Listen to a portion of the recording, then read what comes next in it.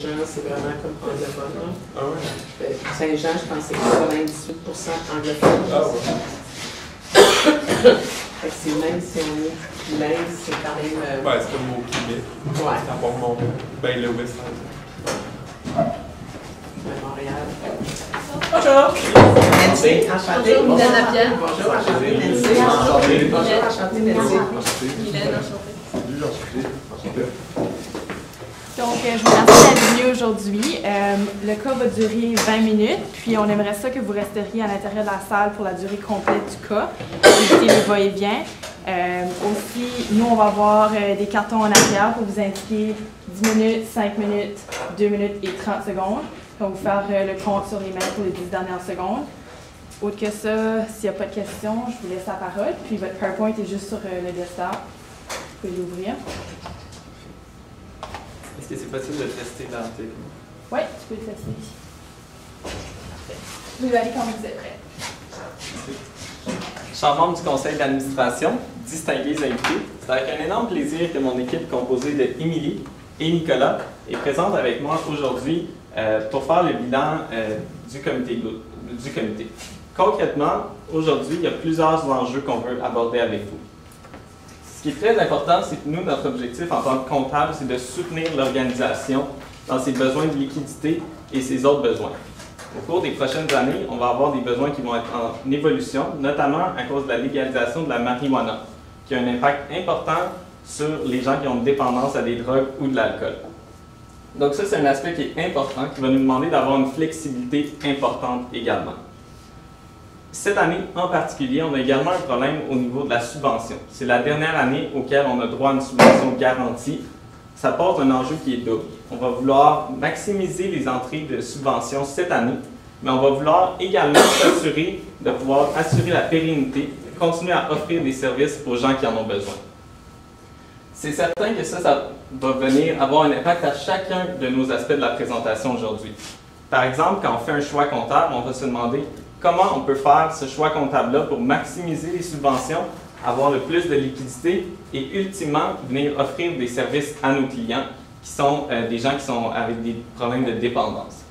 Donc concrètement, on va regarder l'acceptation du don, les états financiers, la situation de trésorerie et ensuite les contrôles internes. Chaque aspect, c'est très important. On veut maximiser la liquidité. Tout d'abord, avant de regarder l'offre de subvention de M. Drolet, on s'est tout d'abord questionné à savoir si actuellement les coûts étaient réellement un facteur contraignant à l'atteinte d'une obtention d'une subvention plus élevée au niveau du gouvernement. On a donc procédé à certains calculs, puis on s'est aperçu qu'en 2013, il y aura un montant, cette année, à rembourser de 12 689 $ au gouvernement et qu'actuellement, selon nos prévisions, on sera en mesure d'obtenir une subvention de 84 956 $. On a par ailleurs observé que ce n'était pas le 35% des charges qui maximisaient notre subvention, mais plutôt les produits d'apport.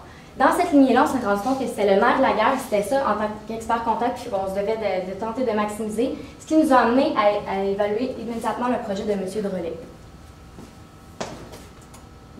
Donc, au niveau quantitatif, le projet de M. Brochet, en fait, nous permet d'augmenter le plafond annuel de produits d'apport totaux de 11 250 $, soit 15% du 75 000 $ qu'il propose de nous offrir. Donc, quantitativement, ces 11 000 $-là, on sera en mesure d'obtenir davantage de subventions du gouvernement pour ainsi venir en aide à davantage de jeunes et offrir davantage de programmes.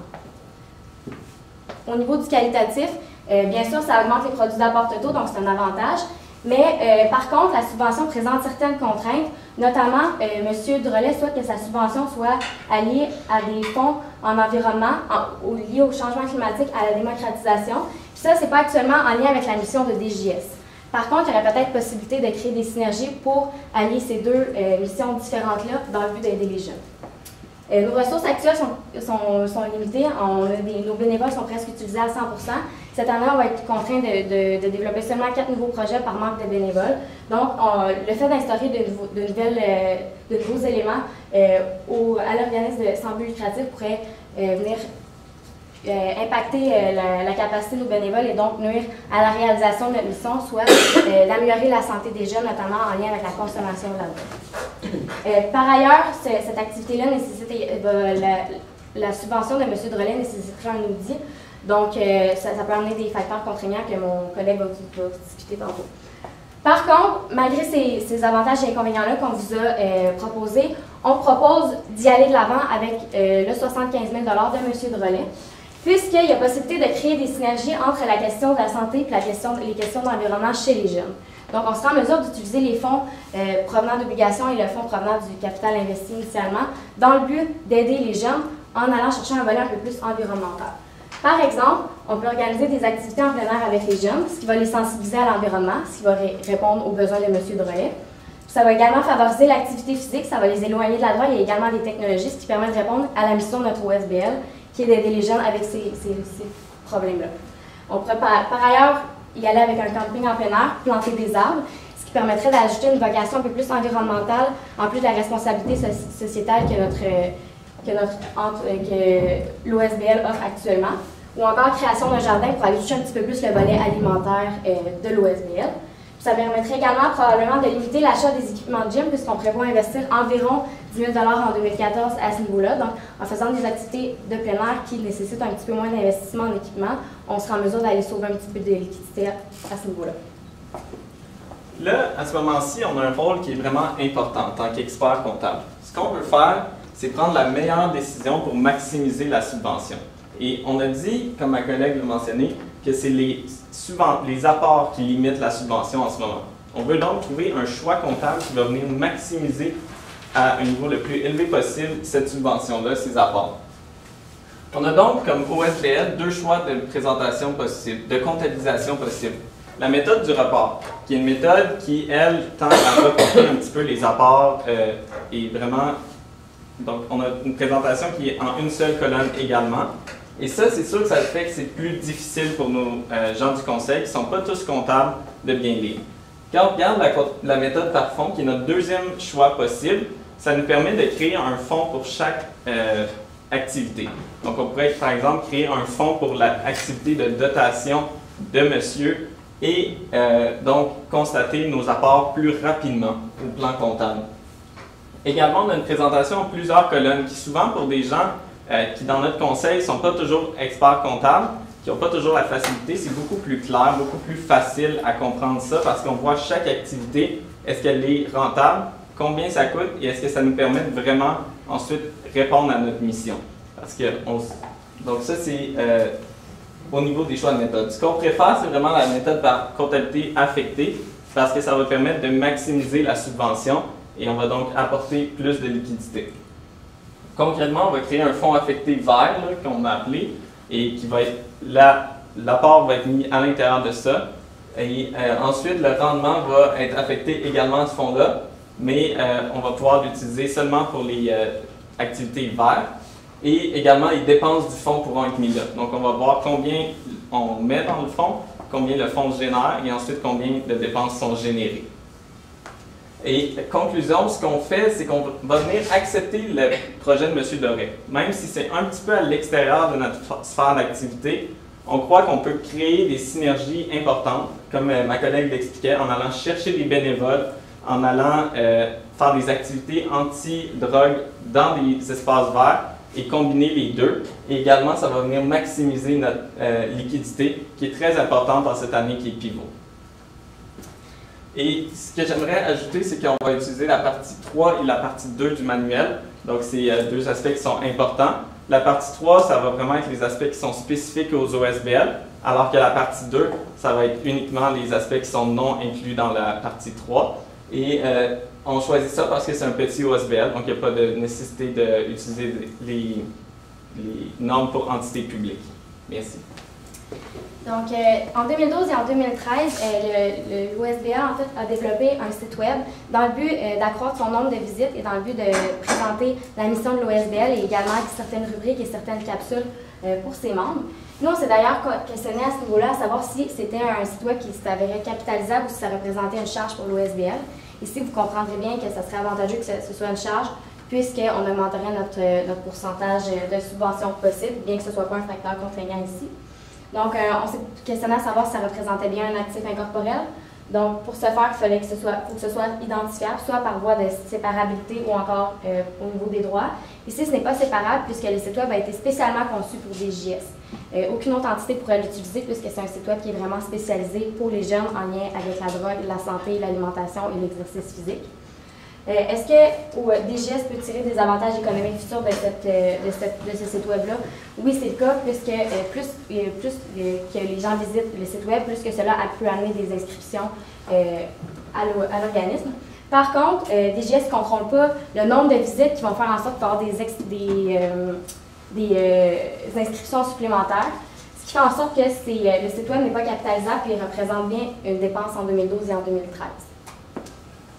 Ensuite, je vais faire le point au niveau de la trésorerie avec vous. On a fait plusieurs calculs qui, pour des raisons hors de notre contrôle, ne peuvent vous être présentés, mais je crois que vous allez avoir accès plus tard au cours de la journée aux annexes. Donc, concrètement, ce qu'on a fait, on présente ici la variation de la période. Donc, ça, c'est la variation d'encaisse. On remarque dans les 6 premiers mois qu'on a, outre les éléments exceptionnels, une variation d'encaisse qui est positive. Ça, c'est les mois où on a la subvention tarifaire, qui est un très bon substitut à la subvention gouvernementale. Par contre, c'est seulement pour les 6 premiers mois. Et également, on remarque qu'on a des variations là, à 2 mois, soit le mois de février, où on doit rembourser le 12 000 $ auquel on n'avait pas droit pour l'année précédente. Et ensuite, on reçoit notre subvention auquel on a droit pour l'année courante. Donc ça, c'est les 2 éléments exceptionnels pour les 6 premiers mois. Ensuite, pour les 6 derniers mois, ce qu'on remarque, c'est qu'il y a un manque de liquidité. On est en fait en déficit. Et ça nous amène, si on fait une variation de l'encaisse en tant que telle, à voir qu'on a beaucoup de liquidité environ au mois d'avril et qu'ensuite on diminue pour atteindre un montant de 100 $, je crois, donc c'est très négligeable. Et ça montre vraiment l'importance, si je regarde bien, d'aller chercher un produit de revenus substitut pour l'année prochaine. Parce qu'on n'aura plus la subvention qui va venir nous donner un pic. On va donc devoir aller chercher des revenus qui sont garantis toute l'année. Ça peut passer notamment par le projet TIFAR qui pourrait être étendu sur 12 mois. Et ça pourrait également passer par une augmentation des cotisations pour les activités. Parce qu'on voit que les activités en ce moment ne sont pas rentables, c'est pas ça notre but, mais on doit quand même venir couvrir nos frais pour pouvoir être en mesure d'offrir des services aux membres. Ce qui pourrait aussi être une autre alternative en lien justement avec la légalisation de la marijuana. Ils disent qu'ils veulent venir faire des programmes de soutien pour contrer la dépendance chez les jeunes. Ça pourrait être un programme auquel notre organisme pourrait probablement avoir droit.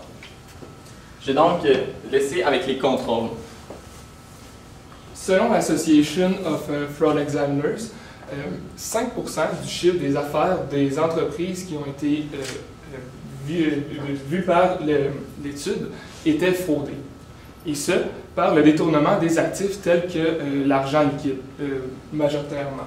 Et aussi, la fraude est autant présente dans les petites organisations que dans les grandes organisations. Donc ça a un impact direct sur DGS. Pourquoi? Parce que des contrôles internes qui sont inefficaces peuvent entraîner un détournement des actifs. Et les exemples sont au niveau de la vente des chandails et de la réception des chèques par les employés de DGS. Donc, pour les contrôles internes, on va vous donner quelques conseils au conseil d'administration pour les améliorer. Le premier, ce serait au niveau de la réception des chèques. Il y a un problème de ségrégation des tâches.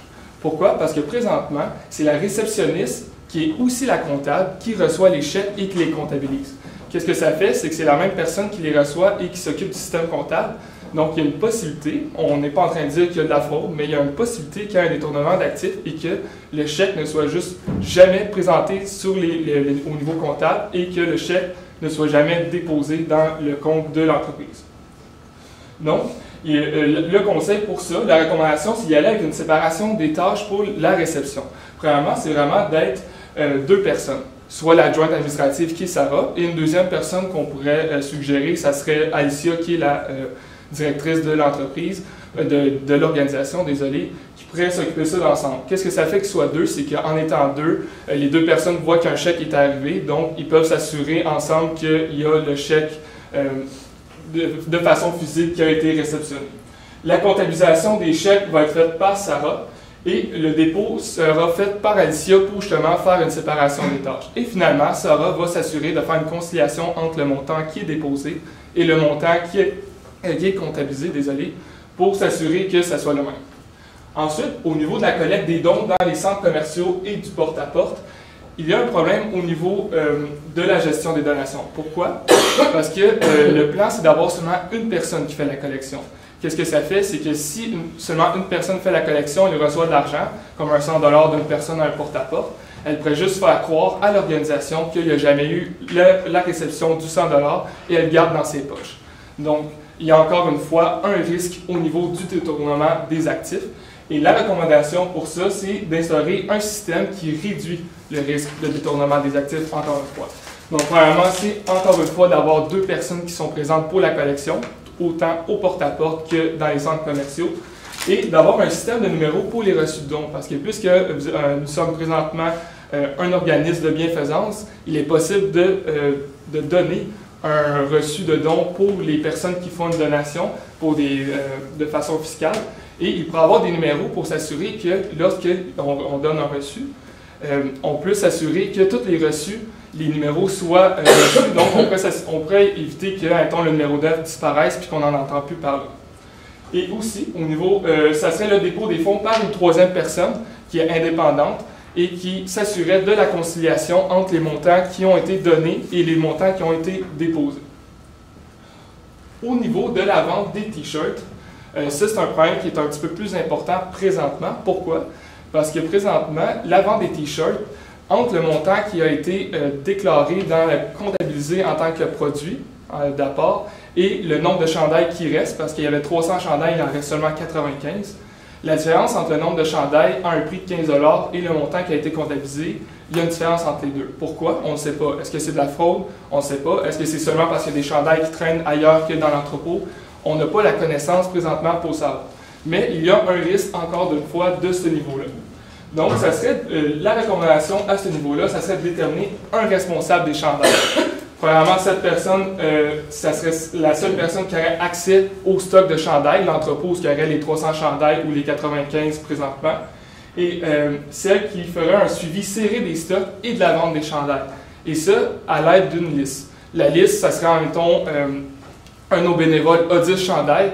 Donc, après un mois, il doit ramener soit 10 chandails ou soit le produit de 10 chandails ou un mélange des deux.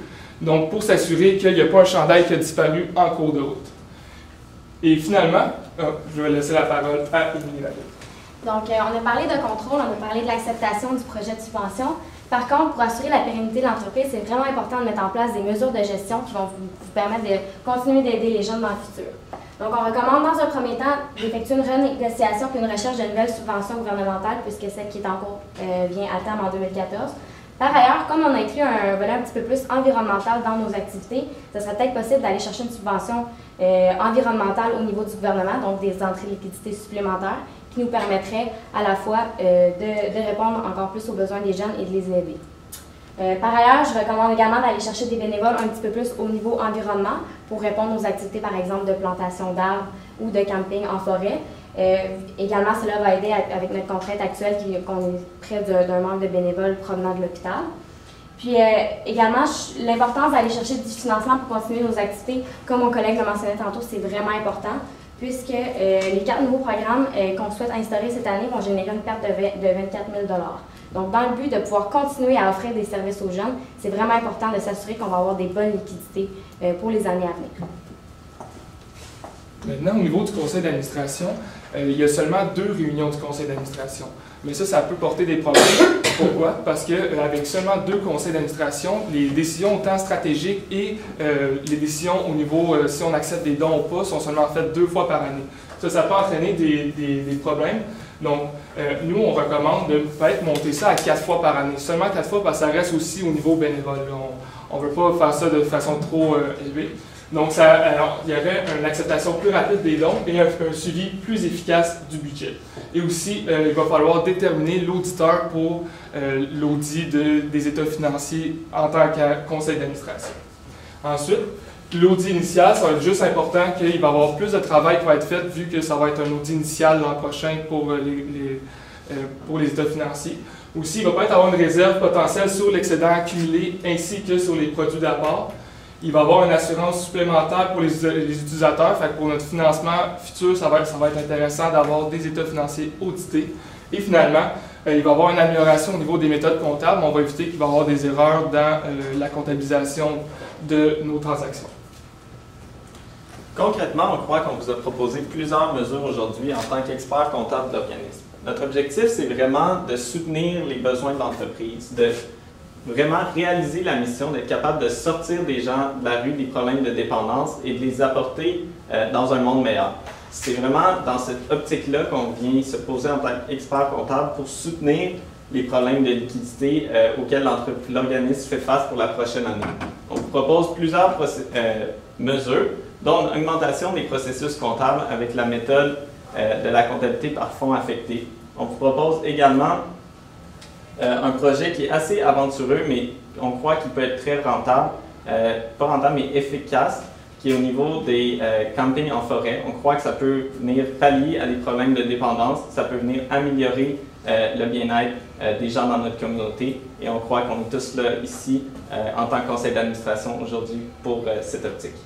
Merci.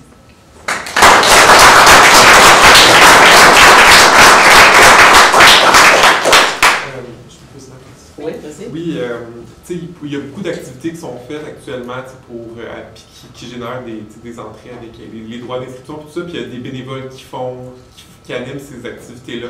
Est-ce que vous pensez que c'est une possibilité de comptabiliser dans les états financiers le temps qui est amené par ces bénévoles-là? Parce que dans le fond, ils font un don de leur temps, là, ces bénévoles-là. Ben, c'est une très bonne question. En fait, au niveau du temps, dans ce cas-ci, ça n'apporte pas vraiment de... Ben, ça permet de réaliser le service, mais ça ne permet pas c'est pas quelque chose qui est tangible. Donc, ça ne pourrait pas être un actif incorporel, ça ne pourrait pas être comptabilisé à ce titre-là. Donc, on comptabilise. Non, on ne comptabiliserait pas ça.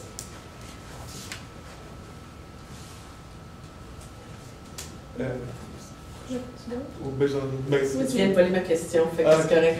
Vas-y. Sinon, vous avez vu que à un moment donné, vous avez montré dans votre tableau que l'encaisse allait être négative. Comment vous allez pallier à ce problème-là à très court terme? Bien sûr, à très court terme, on sait qu'on doit rembourser la subvention pour le gouvernement d'ici le 10 février, mais il y a également possibilité de la recevoir avant le 20 avril. Donc peut-être que la réception et le paiement vont se faire de façon à ne pas nuire aux liquidités. Par contre, il y aurait peut-être possibilité de s'arranger avec le gouvernement, vu qu'on est un OSBL, à savoir s'il n'y aurait pas possibilité de netter ces deux montants-là et d'en recevoir un seul, ou encore peut-être la possibilité d'aller chercher un financement via une banque à très court terme, en fait, une marge de crédit. La marge de crédit, elle serait garantie par quoi? Et ici, c'est sûr que c'est un élément très important à aborder puisqu'on n'a pas de stock puis on n'a pas de compte client. Donc ici, on pourrait par exemple garantir la marge de crédit avec toutes les... Le prêt gouvernemental. Oui, exactement. Okay. Donc, à recevoir, pour recevoir juste un mois plus tard, dans le fond, c'est une question de timing. Puis on voit, avec les prévisions qu'on peut faire, on voit que ça peut être convaincant suffisamment pour l'avoir. OK, merci. Moi, je veux juste revenir un petit peu sur le site web. On a parlé de passer, je pense, totalement en charge, donc aucunement actif. Je voudrais revenir sur le point du contrôle. C'était quoi le fait en réalité que vous ne pouviez pas avoir de contrôle sur le site web? Le site web, en fait, le but de générer des contrôles, c'est le contrôle sur les avantages économiques futurs. Donc, les visites, on ne peut pas calculer le nombre de visites qui vont amener réellement des inscriptions. Donc, c'est comme un genre de publicité qui est faite. C'est pas un site web qui est transactionnel, donc on ne peut pas contrôler nos entrées d'argent et nos sorties d'argent avec ça. Puis on ne peut pas non plus recenser le nombre de visites qui nous permettent à la fois d'avoir une inscription en bout de ligne. Okay.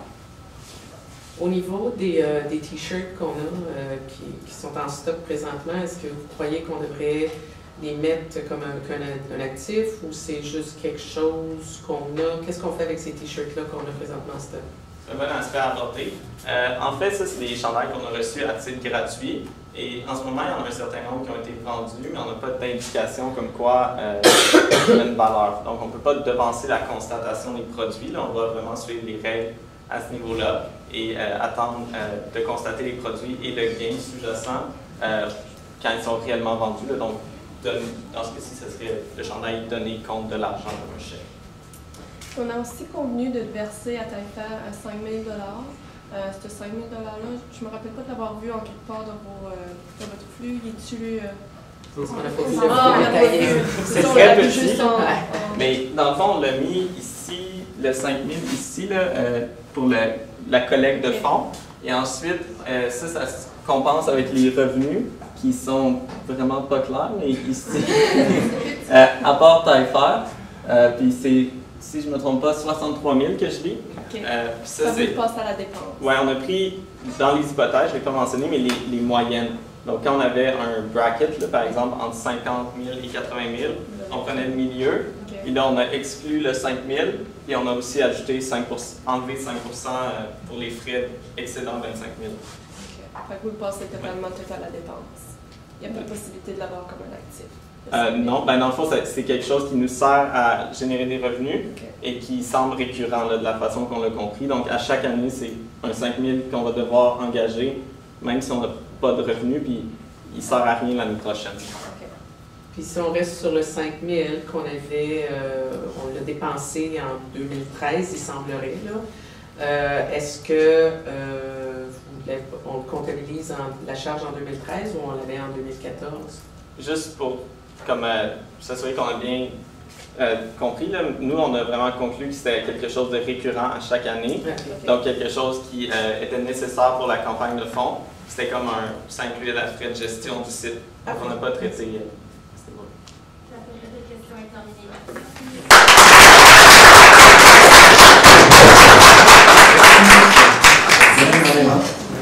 Merci. Merci. Merci.